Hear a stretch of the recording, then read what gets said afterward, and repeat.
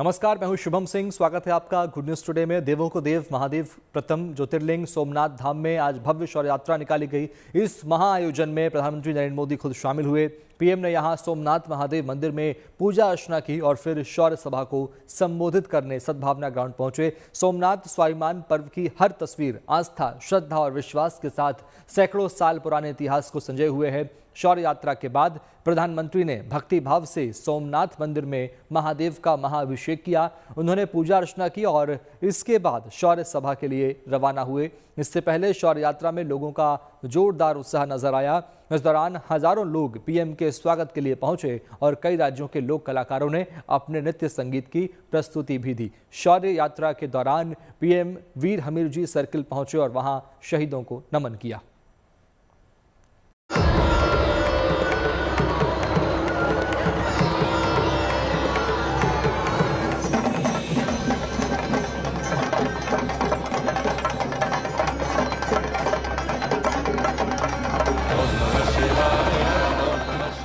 गुजरात के सोमनाथ धाम की सजी धजी सड़क पर ऋषि कुमारों के डमरू वादन और शंखनाद के बीच पीएम मोदी का काफिला निकला तो माहौल देखते ही बनता था।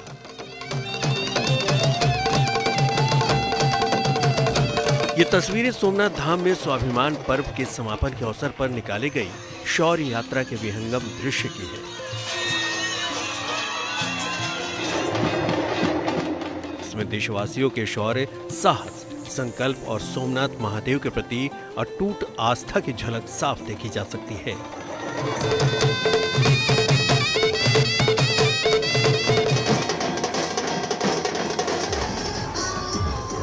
शौर्य यात्रा में पीएम मोदी के साथ भगवत ध्वज थामे 108 घुड़सवार शामिल हुए।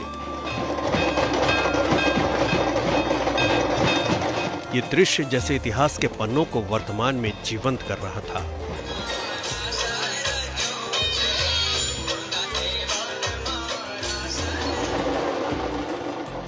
शौर्य यात्रा के दौरान खुली गाड़ी पर सवार पीएम मोदी खुद डमरू बजाते नजर आए।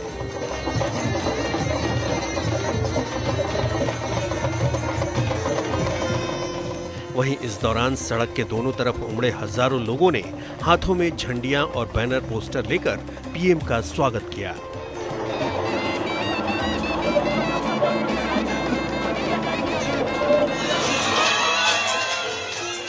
तो साथ ही साथ जगह जगह बनाए गए मंचों पर मौजूद कलाकारों ने लोक नृत्य और संगीत की प्रस्तुति से सबका मन मोह लिया।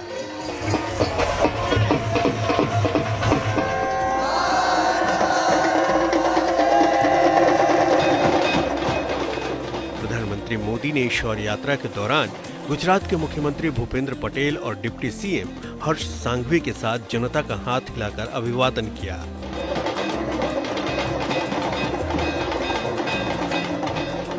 इस दौरान इलाके के बहुत से लोग घरों की छतों से भी पीएम का अभिवादन और यात्रा का दीदार करते दिखे।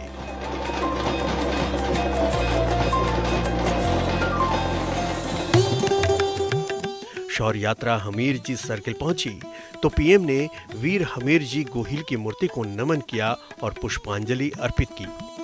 हमीरजी गोहिल उन स्थानीय वीरों में से थे जिन्होंने सोमनाथ धाम को बचाने के लिए विदेशी आक्रांताओं से लोहा लिया था। वीर हमीरजी गुजरात के शूरवीर योद्धा थे।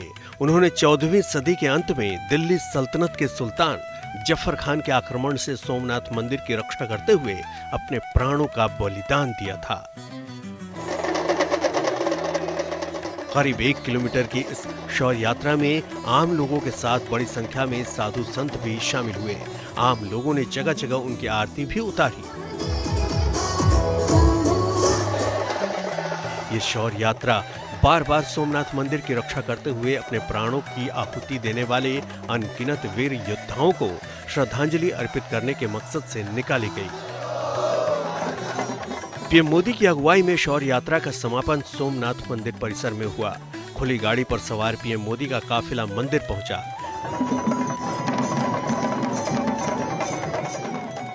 पीएम मोदी पैदल ही मंदिर के अंदर पहुंचे। ओम नमः शिवाय के मंत्रोच्चारण, वैदिक मंत्रों के पाठ, डमरू वादन और शंखनाद के बीच पीएम मंदिर के अंदर गए। उन्होंने नंदी महाराज को सिर नवाकर प्रणाम किया। ओम पंच नद्यः सरस्वती। फिर सोमनाथ महादेव के दर्शन पूजन करने पहुंचे। उन्होंने ज्योतिर्लिंग के समक्ष चांदी के घड़े से जल चढ़ाकर आराधना की। धन्वानि तन्मसि ओम नमः शंभवाय च मयो भवाय च नमः शंकराय च इंद्रो वृद्धश्रवा। इसके बाद मंदिर के पुजारियों और आचार्यों के साथ पीएम ने विधि विधान से महादेव का महाअभिषेक किया। आदौ कर्मारंभे शांति सुक्तम पठेत। करीब 30 मिनट चले महाअभिषेक के दौरान पीएम मोदी महादेव की उपासना में मग्न और लीन नजर आए।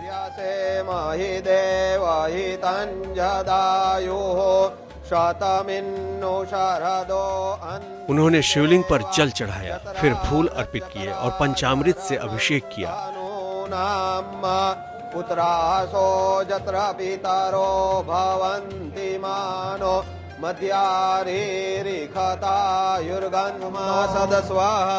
घंटे घड़ियालों की मधुर ध्वनि के बीच महाअभिषेक के बाद पीएम मोदी ने भक्ति भाव से महादेव की महाआरती की।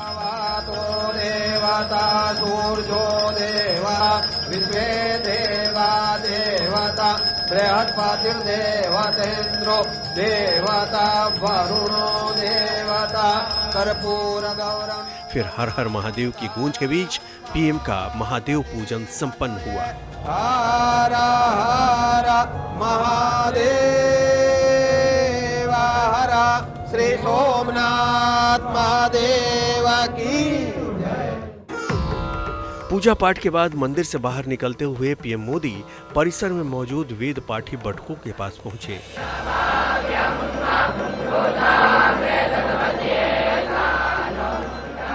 उनके स्वस्ति वाचन और मंत्रोच्चारण को सुना, उनके साथ मंत्र पाठ करके उनका अभिवादन किया और फिर आगे बढ़े।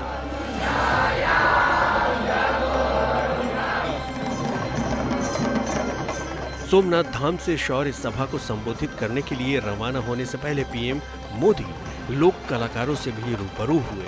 उन्होंने कलाकारों का अभिवादन किया, उनसे मुलाकात की और उनके साथ मिलकर उनका वाद्य यंत्र भी बजाया।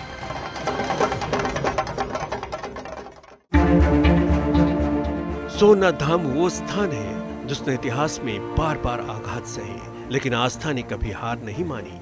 यहाँ पर हुए पहले हमले के 1000 साल बाद स्वाभिमान पर्व के अवसर पर निकाली गई शौर्य यात्रा ये बताती है कि भारत न झुक सकता है और न टूट सकता है। सोमनाथ धाम से निकली ये शौर्य यात्रा सिर्फ एक आयोजन नहीं, बल्कि भारत के अदम्य साहस की घोषणा है, जो आने वाली पीढ़ियों को अपने स्वाभिमान की रक्षा के लिए प्रेरित करती रहेगी। सोमनाथ महादेव की जय। नमः। Bureau report, good news today.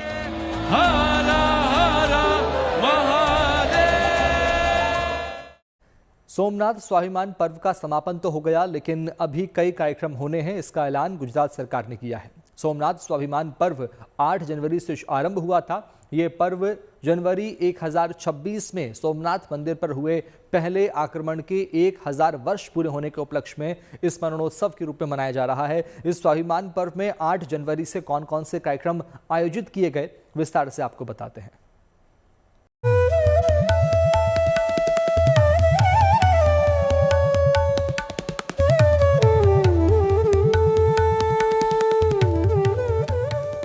Somnath स्वाभिमान पर्व हमारी ऐतिहासिक चेतना और सांस्कृतिक धरोहर का प्रतीक है। सोमनाथ मंदिर ने समय की कठोर परीक्षाओं का सामना किया, आक्रमणों को झेला, फिर भी पूरे शान से गौरव के साथ देश का स्वाभिमान बढ़ा रहा है।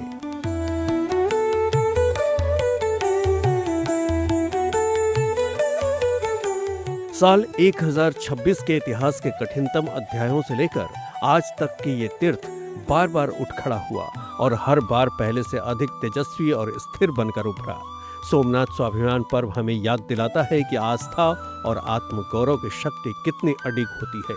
हमारी सनातन परंपरा ने हमें सिखाया है कि चुनौतियां चाहे कितने भी बड़ी क्यों ना हो, विश्वास, संघर्ष और संकल्प से उन्हें पार किया जा सकता है। सोमनाथ स्वाभिमान पर्व केवल मंदिर की कहानी नहीं है, ये हमारी संस्कृति, हमारी राष्ट्रीय चेतना और हमारे सामूहिक इतिहास का उत्सव है। ये पर्व हमें याद दिलाता है कि हमारी संस्कृति की धारा अटूट है। सोमनाथ स्वाभिमान पर्व का शुभारंभ 8 जनवरी को हुआ था। सोमनाथ मंदिर परिसर में 2500 संतों की उपस्थिति में 72 घंटे तक निरंतर ओम का जाप आरंभ हुआ था, जिसका समापन 10 जनवरी की रात को हो गया। शिव जैसी अनुभूति उत्पन्न करने के लिए मंदिर के अंदर और बाहर 1000 कलाकार शंख बजाने के लिए बुलाए गए थे।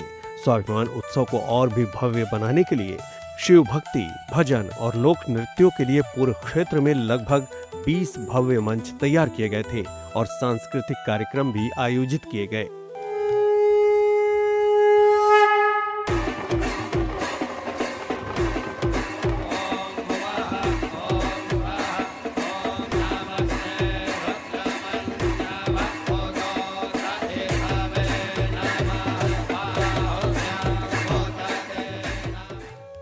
चार दिन के सोमनाथ स्वाभिमान पर्व में इसके अलावा भी कई प्रकार के धार्मिक आयोजन किए गए।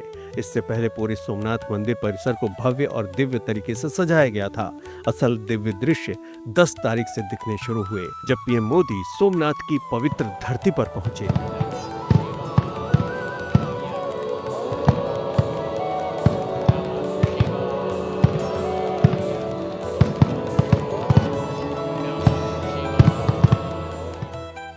आस्था और भारत के गौरवमयी इतिहास के 1000 साल पूरे होने के प्रतीक सोमनाथ मंदिर में स्वाभिमान पर्व की शानदार शुरुआत हुई। धर्म पथ पर सोमेश्वर महादेव की आराधना के साथ पीएम मोदी ने अपने इस यात्रा का शुभारंभ किया।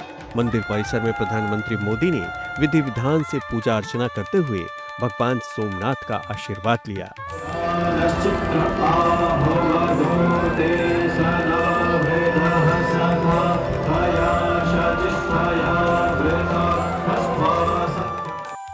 सोमेश्वर महादेव की अर्चना के साथ ही ब्रह्मांड की मूल ध्वनि और परम ब्रह्म के प्रतीक ओंकार मंत्र का जाप 8 जनवरी को शुरू हुआ था। इस महाजाप में 2500 से ज्यादा बटुक और वेदाचार्यों ने हिस्सा लिया। ये महामंत्र 72 घंटे तक गूंजता रहा। इस अलौकिक पल के साक्षी खुद प्रधानमंत्री मोदी भी बने और इसमें हिस्सा लिया।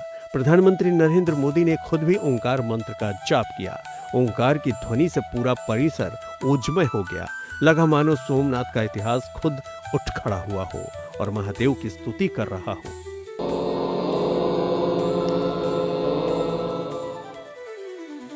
सोमनाथ मंदिर के इस शानदार पल का साक्षी बन रहा आकाश भी ड्रोन शो से खिलखिला उठा।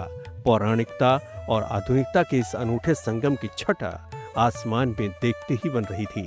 भगवान शिव का दिव्य स्वरूप, ब्रह्मांड का अनंत रूप, सोमनाथ के संघर्ष की गाथा, सब कुछ एक साथ सुनहरे आकाश में उतर आया। ड्रोन शो की इस प्रदर्शनी ने एक साथ ही लोगों को भाविक, गौरवान्वित और संकल्पित कर दिया।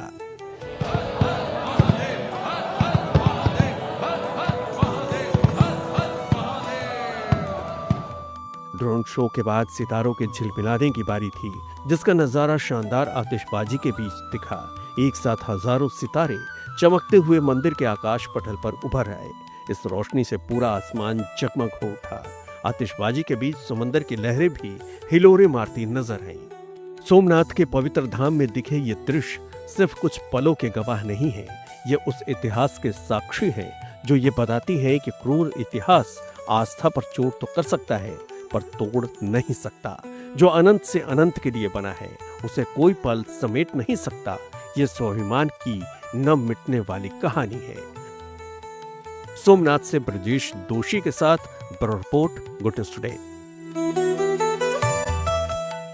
मैदानी इलाकों में ठंड बेहिसाब हो रही है। पहाड़ी इलाकों में भी पारा शून्य से नीचे गिरता जा रहा है। कोहरा और धुंध से आवाजाही प्रभावित हो रही है, लेकिन मौसम विभाग ने गुड न्यूज दी है कि आने वाले 19 जनवरी से मौसम में बदलाव हो सकते हैं, जिससे पहाड़ों पर बर्फबारी का फिर से आगाज होगा, तो मैदानी इलाकों में तापमान में बढ़ोतरी होने लगेगी।